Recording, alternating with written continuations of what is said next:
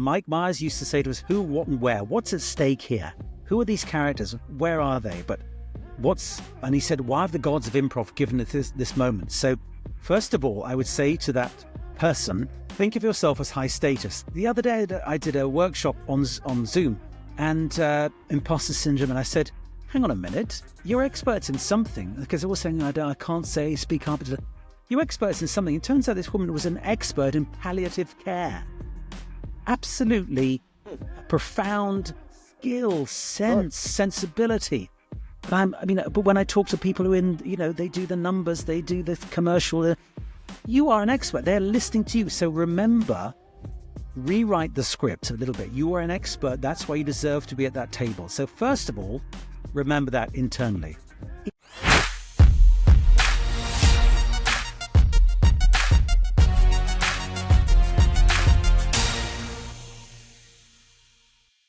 Hey, this is William Tincup and Ryan Leary. You are listening and hopefully watching the You Should Know podcast. We've got Neil on today, and we're going to be talking about the intersection between improv and business. So, and we might spend a whole lot of time on improv. We don't know. Neil's got some tricks up his sleeve. He does. In pre-show, we've talked a lot about football and Manchester United, so kind of made my day, actually. So, Neil, would you do us a favor, the audience a favor, and introduce yourself? Hello, I'm Neil Malarkey. That's my real name. Ryan asked that question. I did. I asked that question. I was Neil, born before. with that name. People think I made it up because I'm from comedy. Oh, that's such malarkey. It's my real name. Sadly, I don't get a royalty check every time somebody uses that phrase. But I did end up in comedy. I always wanted to be a comedy writer performer. And then I met a man called Mike Myers. Oh, in the 1980s. yeah. He was living in London. He said, do you know there's this thing called improv? We did a double act called Malarkey and Myers. We formed the Comedy Store Players, who are about to celebrate our 39th anniversary. We're in the Guinness World of Records. So Mike left. He went back to Canada, but we still kept in touch. So I'm in a couple of his Austin Powers movies. And the last 25 years, I've been teaching improv to people in organizations and business and leadership skill, teamwork, creativity, collaboration. And the crossover has been much broader than I expected. So I still do the Comedy Store Players on a Sunday. I'm in a couple of his Austin Powers movies, as I say, and I've written a book called In the Moment, which kind of brings together what I've learned and stolen from the participants who've been in my workshops over the last 24 years or so. And I'm delighted to be here. Who wouldn't want to be with William and Ryan? Yeah. So, Neil, you'll love this. 100 years ago, I hired a improv group in Fort Worth we were doing a sales kickoff. And I didn't let any of the salespeople know it, one of those bits. So, we went to their shop, and all of a sudden they're like, hey, where are we going? I said, don't worry about it. We're just going to go. We get in. It's a 4-hour workshop, and it was the best workshop I've ever been a part of, because all the salespeople, it gave them tools in conversation, the yes and. It gave them listening skills. It gave them all this stuff without, like a traditional training kind of thing. It's like they would just pull two guys up on the stage, like, all right, you, come on, let's get up here. All right, and it was fun. How do you teach improv, though? You just do exactly that. You say the basic skill is listening. It's not about standing up, being funny, holding forth. It's about listening to what she said, what's he saying, and you treat what the other person says as an offer. You're on stage. You say to the audience, give us a location, hospital, and you say, okay, I'll be a doctor, you be a nurse, let's go. You don't worry too much. And actually, the training, and there is quite a lot of training, actually. Yeah. It's different from, hey, let's just make stuff up, because that gets messy, waffly. People try and do it on their own. This is a highly disciplined mindset, which actually you quieten your inner voice, which is saying, I've got to get it right. I've got to plan ahead. You go, let's trust the gods of improv, because if I really work with what she's saying and she's going to do the same as me, then we will co-create something beautiful. You treat what the other person says as an offer. You mentioned yes, and yes, I hear what you say, and let me build on your idea. Right. This is the central ethos, which is completely opposite to perhaps to what people think, which is got to do improv, got to think of funny stuff, got to stand and tell jokes. No, you don't do jokes. You try to tell story. You try to honor the other person's offer. In fact, the ethos boils down to, how do I make my colleague look good? How do I build on what they've said? Which is so applicable. Leadership, teamwork, sales, for goodness sake. You've got to listen to your client. Instead of going, I've got my 5 questions. What's my script? What's my sales canal? You go, what does she want? What's she saying? I can shoot the breeze and then discover what she doesn't like, what she does like. Maybe how she might phrase what she's thinking about. All right, let's use that. And it's very simple, actually, but takes a lot of time to get you. People talk about the mindset. It's actually it's kind of a body set as well. It's kind of, oh, right, that's that voice which is telling me, got to think ahead, got to get it right. No, just listen. Listen, I call it listening with intent, intentive listening, so focused on what the other person's saying that you're thinking, how can I build on that, make their idea work? And it's much more applicable than I could even have imagined 25 years ago. Well, it's so counter to, in the U.S., it's so counter to the way that we're brought up to think about the next thing. Is we're taught, like we're talking right now, we're thinking about the next question we should ask you, or the next question after that. Well, I was until he said all of that. Then I'm like, I can't ask my question because he's just going to judge me and not. He's going to judge. Not going to be cool. No, but that's the joy of it. Actually, most exams, we take exams in high school, and you have to sit. You have learned stuff. You sit there. You write your thing. You're not allowed to copy, borrow, share. Real life is all about collaborating. You can't get buy-in without listening to other people. Nothing will actually move forward unless you persuade others. There'll be others with different skills, preferences, experience. Bring them in, plagiarize, borrow their idea, riff off each other. That's how things get done in the real world. It's not I sit there on my own. Occasionally there are moments, but actually a very creative moment is, and I mentioned in my book, a little test they did, which is 3 groups. One group did it all on their own. One group did it all together all the time. And one group did it, some stuff on their own, go and check in with the group, go back. And that's pretty effective. Most of life is a bit of that. But how do you learn to do the stuff, the brainstorm, let's all be in a meeting together, let's throw out ideas, without the loud voice dominating, without the person at the back going, hang on, we're just throwing out ideas, none of which will work. I don't want to shout. I don't want to play this alpha game. I want to be able to reflect and listen. And actually, you'll find that a lot of improv people are quite quiet and reflective because actually listening is our main skill. And we'd love to make somebody else run with the ball. Give them a question, give them an offer. Off they go, great. And we're all playing that. We're all playing the team player, which means we all look great. That's the joy of being an individual in an improv team, is you can all look great and the team can look great. I love that. Yeah. Go ahead, Ryan. So William, you mentioned the yes and, which the world should know this, right? I mean, I would assume most people know this, but Neil, my question here is, and I think it's pretty obvious based on everything you just said, how do we use that in business or in the work environment? Not necessarily just sales. I mean, that's obvious, but let's talk about that. How do we bring yes and into the workplace? Well, just in case people don't know what we're talking about, and they may well do actually, but improv, yes and is our watchword. We actually have a verb. I'm yes-anding you. Yes. I'm consciously building on your idea. Yeah. And Pixar pictures, a lot of them come from improv background. They call it plussing. You can't critique an idea unless you have a positive way to move things forward. And even more profoundly, cool. Isn't that great? Even more profoundly, is awesome. You have to say, well, this is where we are. This is where we start. So many times conversations get stuck with, I wish we weren't here. Or actually, I don't think we're there. Why do you think we're there? This is where we are. This is the problem. This is the moment. This is the opportunity.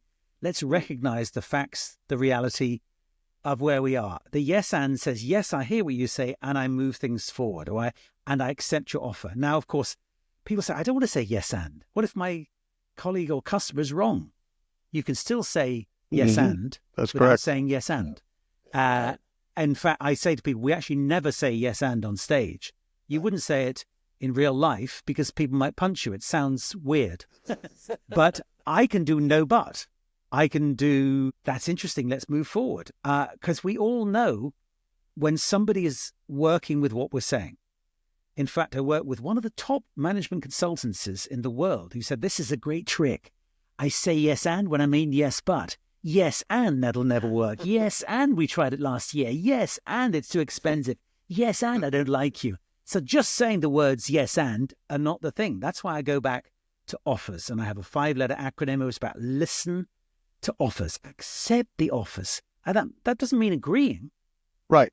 And I always say to people, does anyone have friends? And yeah, do you agree with it? No, but you accept. They have different points of view. So yes and as an approach to life, which is accepting reality, seeing how we can use that to move forward. That's all it is. The yes is accept what's there, be attentive, listen.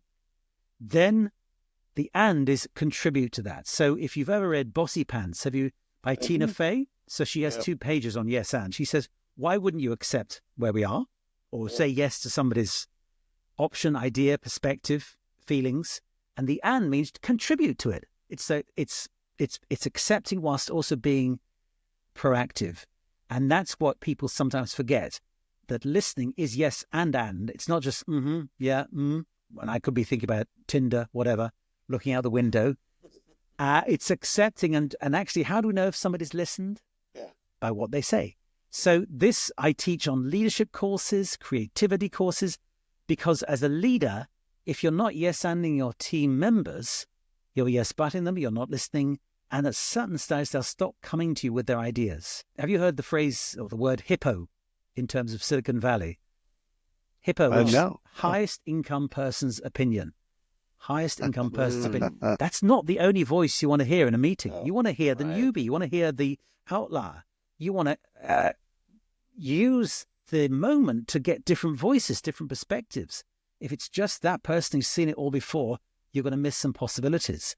People will feel a little bit cowed. Oh, I better listen to the boss's voice. On the other hand, working at Google recently, and the guy was talking about servant leadership. Do you know servant leadership? Yeah. And he was saying, actually, sometimes I've got to do more and than yes, if you know what I mean. I've got to drive the story a bit more. And they say to me, actually, just tell us what to do. But if you're doing that all the time, you're not going to get ideas. If you're just saying, hey, guys, yes, whatever you want, feel fine. So that's why the yes and is almost one notion. So you mentioned trust early, and I'd like to go back to it real quick because it seems to me, and again, this is leadership, this is improv as well. It's when you're accepting of that and you've taken it, there's a trust, there's a bond that's built between the sender and receiver of those things. And so how do you teach? I just make them play the game. Got it. And to use the arena which I'm most familiar is on stage. I can meet somebody for the first time on stage, and I know within 10 seconds if I can trust them, because their body, their voice, their eyes, their ears are listening.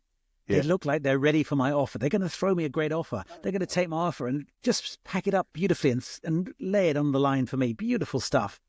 And teaching trust, I think people think I've got to go I've got to go camping with you for 3 weeks, find out about your terrible maternal. I'm going to fall back. You catch me. Yeah, exactly. All stuff. Yeah, trust falls and all that. No, trust doesn't have to be so deep.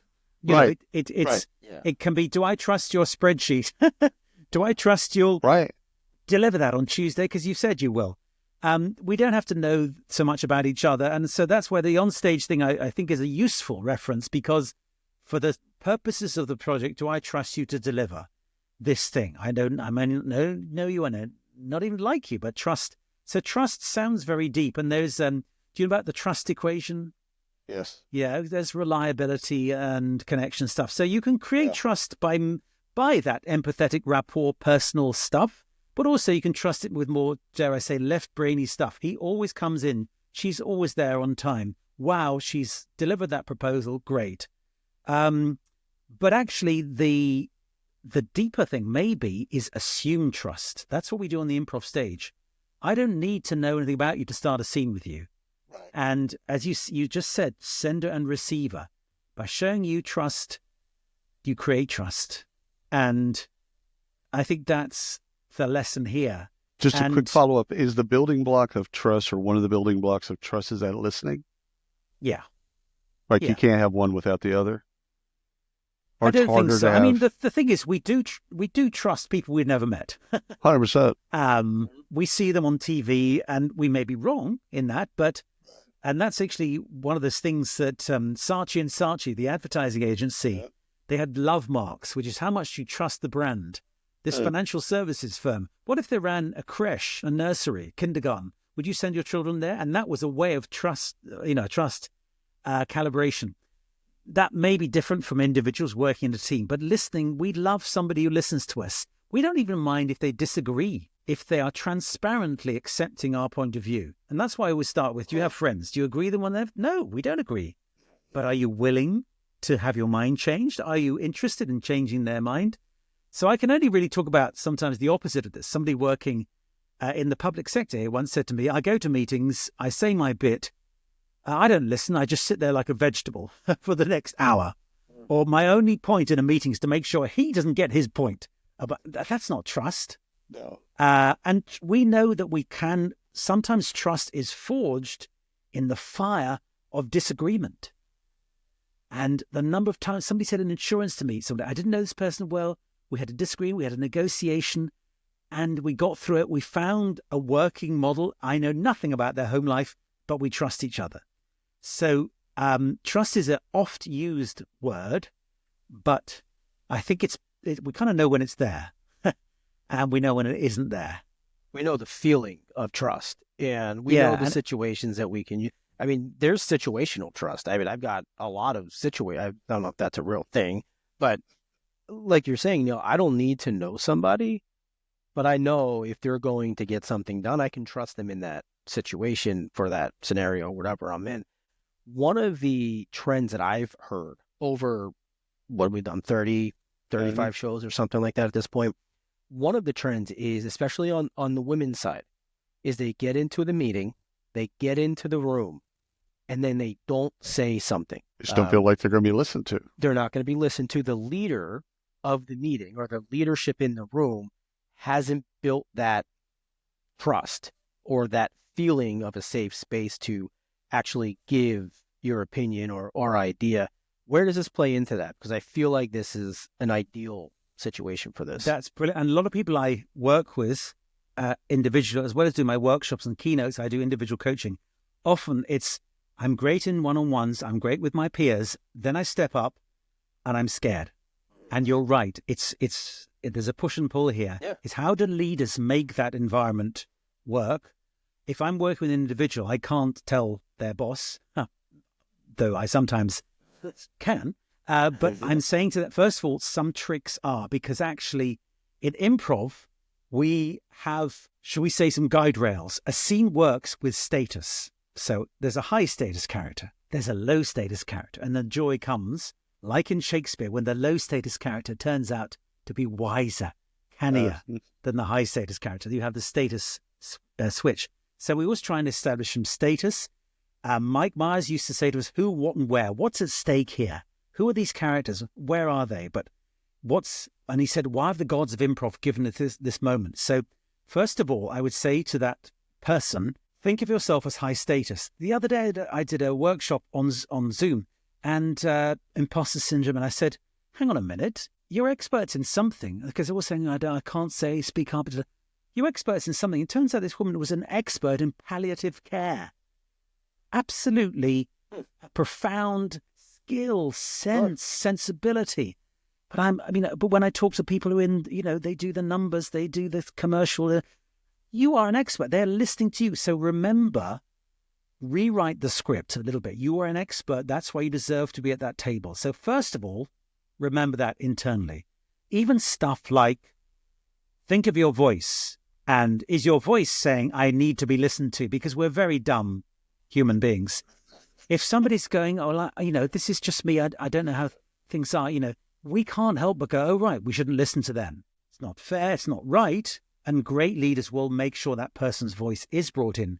And another thing I'd say in my book is actually, especially remote, make your meetings not facilitated by the boss. Maybe he can step back, it's somebody else to facilitate.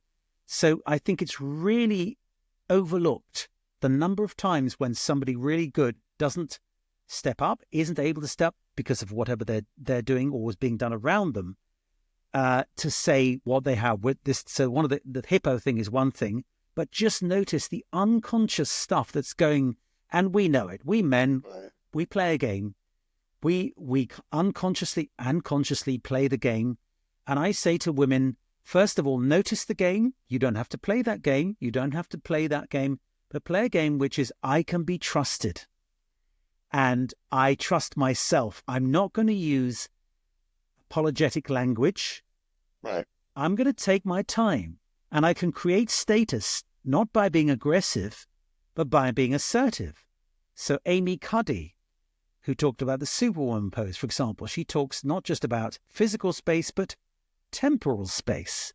And I say, look at Barack Obama. He's so slow. He takes his time.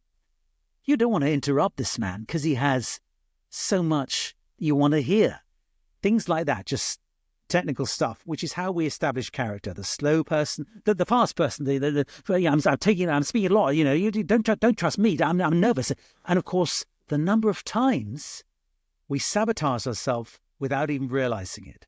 And all I say to people is, and this is an improv word, choices. Choice. You have a choice to play a high status character, low status character, to accept the cheese, or to be suspicious of the cheese. But the cheese is the offer, if I can be a bit self-indulgent. But it's the idea being that the number of people who say, well, this is who I am. I say, well, yeah, but are you the same when you were 15? Are you the same at a Christmas party? Are you the same with your nephew, your grandmother at the neighborhood barbecue? You're a different person. You're actually playing a role. Improv, we have to create characters in no time. High status, low status, lascivious, something's at stake. Oh, I love her. Oh, I hate her. I'm scared of it. Just moments. And that's why actors find improv quite hard, by the way. Right. Because they have a script. They've learned the script. Right. They've thought about the character. And I don't denigrate their art. I'm not one. But in improv, you go, I'm angry. Don't know why. Oh, I don't know, because the cheese makes me angry. You find an external reason. So it's quite different. So in my book, I do talk about the improv moments, listening, adapting, flexible, and the moments of script. So you should learn your presentation. You should know your words. You should rehearse so your presentation makes its point and finishes on time and has enough light and shade and stories and facts and metaphor.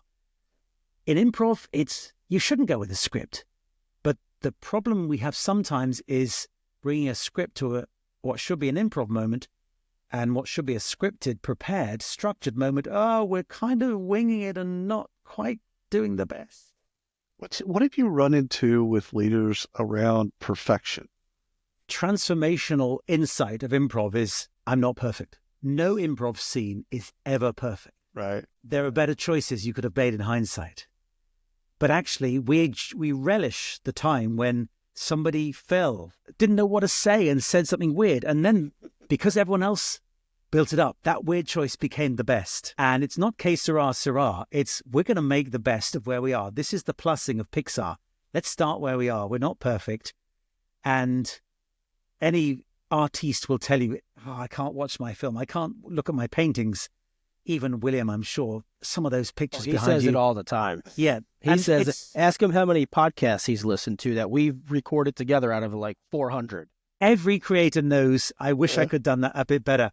And that's almost the journey I have with leaders is when you get them doing an improv exercise, and there's great leadership models, by the way, if I can just mention words like complexity and emergence. And much of leadership is simply dealing with imperfection, navigating uncertainty. And that's the lesson in a way is, right, nothing's going to be perfect. I'm not going to I won't know the answer to everything. We don't have a script. We can't know what's going to happen. Let's bumble through. I read an article once, Harvard Business Review, about leadership is the best state of mind for a leader is humble confidence. Confidence that we're going to get through. Humble, we can't know everything. And that's it. We're never going to be right. And that's why humor is a big deal. And improv and humor, of course, cousins. Let's laugh at ourselves, our mistakes, our past. Let's look at it from a weirdly different perspective, make ourselves smile. But you're absolutely right. When you get over the hump of feeling you've got to be perfect, wow, you can do so much more. And when I discovered VUCA, for example, do you know VUCA? I do not. The world is, I think it was named by the American military, hasn't quite lifted off in the way that things like disruption and purpose and authentic have done. But VUCA, the world is volatile. The world is uncertain. The world is complex. The world is ambiguous. As soon as you go, yeah, that's right. So why would I be thinking I've got to be perfect? It's almost arrogant to think that way. Yeah, exactly. And leaders go, oh, right.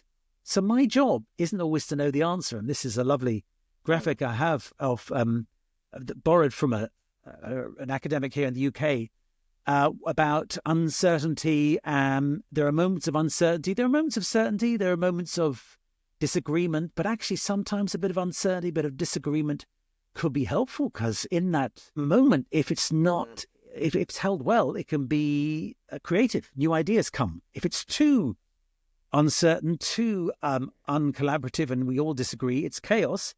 But if everyone agrees on everything and everything's certain, you don't have innovation. Some things need to be, like there's a fire alarm. Get out of the room now. There, go to those stairs. There's no discussion, no democracy, no creativity.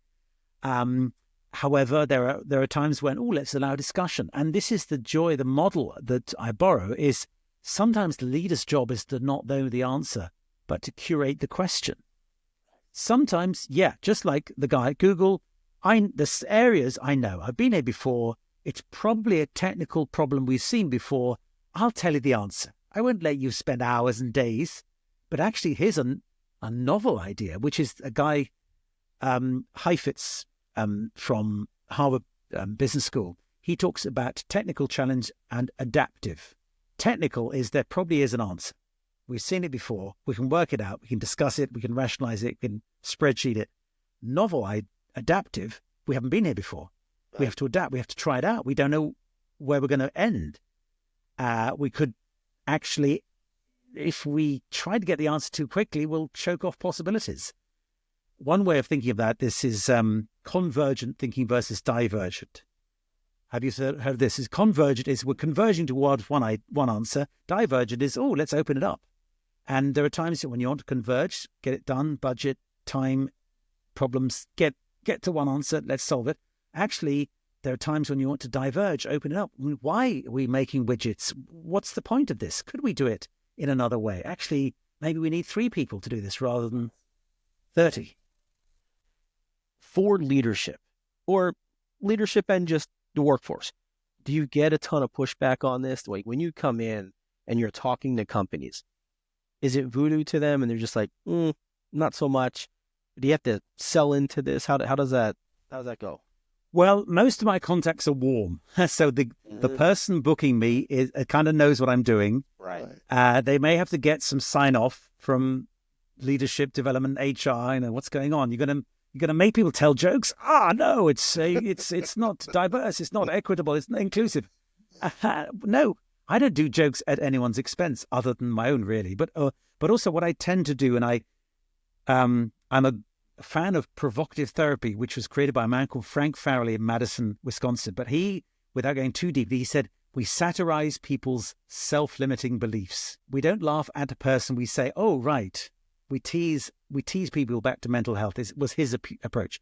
However, what I do find is people, the boss, I've organized it. I've talked to the COO. We've kind of got it. They're going to come to the Comedy Store in London for a day. Okay. Some of them are a bit ginger. Some of them find I'm not well that day. Small number. And very quickly, I even have a microphone there, stand-up comedy mic. And then I say, we're not going to use it. And I take it off stage. We're going to do improv. This is not solo stand-up. Stand-up is hard. I'm terrified of stand-up. Stand-up, you've got to write jokes. You've got to be on your own. You've got to enter the lion's den naked. Improv, I'm doing it with my friends. I'm doing it as a team. The audience knows it's made up. I can say, that wasn't very good. I've got such cover. So I very quickly established it and also slowly entice them with the truth, which is improv started not with comedians, not with actors, but it started in Chicago in the 1920s with a social worker who was helping children, non-native speakers, deprived children, Central Chicago. She was trying to help them feel confident to speak up in class, just like we discussed.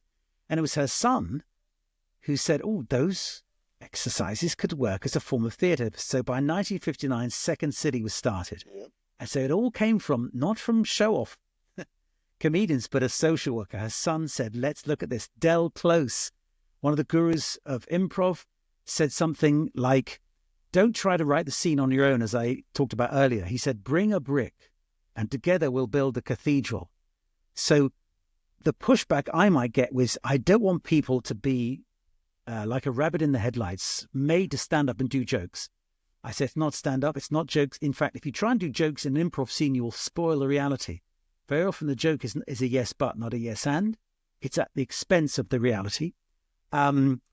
Will people feel, will they do jokes? And sometimes people do, men especially, got to do jokes. So they'll do jokes, they'll do off-color jokes. They think they're funny. They think they're funny, and very quickly, well, you did a joke, you weren't listening, you didn't accept the offer.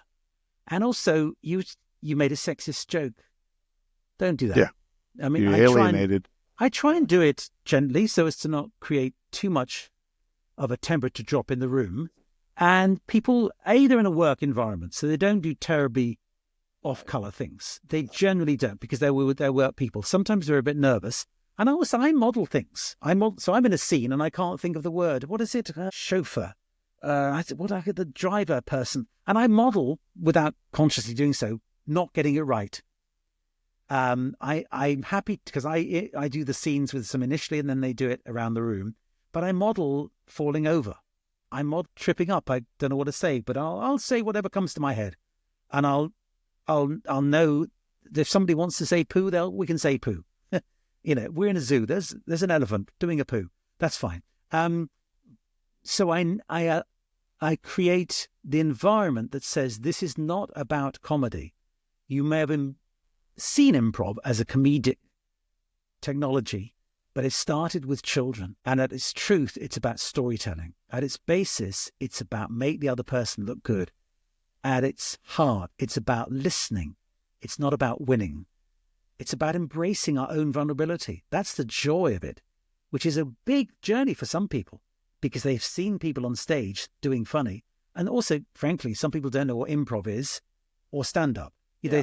They think stand-up is somebody just talking stuff they've just thought of, not something's been road tested for 3 years and looks like conversational. Improv is ensemble, 2 or more people saying stuff based on audience suggestions for the first and last time that night. So when I see it, this is all new to me. So this is all very new. And so what I think, when I think improv, I think of the show, Whose Line Was It Anyway? You ever see that show? Yeah. Yes. Yeah, that was started in the UK. And the guy who created it is actually English, but he started in Chicago as a postgraduate, came back full of the gospel. So Whose Line Is It Anyway is funny. But it was many, many years in the making. They tried other improv shows, and improv on TV can just look like badly rehearsed sketches. Right. Poorly written, badly rehearsed sketches. What the clever thing that he did was have the audience in shot, have the host in the UK was Clive Anderson. Are you getting ready to tell me this is scripted? No. No. Like you're going to ruin everything. No. What I will about this. What I will say was the clever thing is an improv scene on stage can last 8 minutes. On TV it would look long, so it might last 2 minutes on TV. So and that's the clever thing, having the Drew Carey or the Clive Anderson coming in, bzz, next thing. You up the tempo. Secondly, in the UK, certainly, probably in the States, they record an hour and a half, of which they show 28 minutes. So in the theatre, you see everything, warts and all, and that it's the original. You had to be there. Whose Line Is It Anyway is not cheating, but they realise that some scenes just don't quite work. They go on too long. You don't get to the point quickly enough. They are imperfect for that medium. On the theatre stage, the imperfections make the bits that work all the better. So I cut you off probably there, but Whose Line Is It Anyway looks like they're being clever. It's not Oscar Wilde clever. It's not Picasso clever. It's making it up on the fly clever. How did they do that? I can't believe they thought of anything. So Freud said that pleasure was the relief of pain. There's a lot of pain watching improv. It's much harder work because you're going, what would I say? You're filling in the gap. Oh, yeah. You are going, oh, please say something. And people say to me, what if you can't think of anything? And I say, that's often the best bit where you go, bleh. Yeah. Or you suddenly, something comes to you that you think, wow, I don't know where that came from. The gods of improv gave it to me. And you have the humility to say, my unconscious or our shared consciousness created something of which I seem to be the purveyor, but I couldn't claim credit for it. I could talk to you all day, but turns out you like a job and family and, all these other responsibilities. Well, I need to go to bed. It's 10 p.m. here. I know for you youngsters across the border. No. We got a match coming up on Saturday. Hopefully, we'll see some things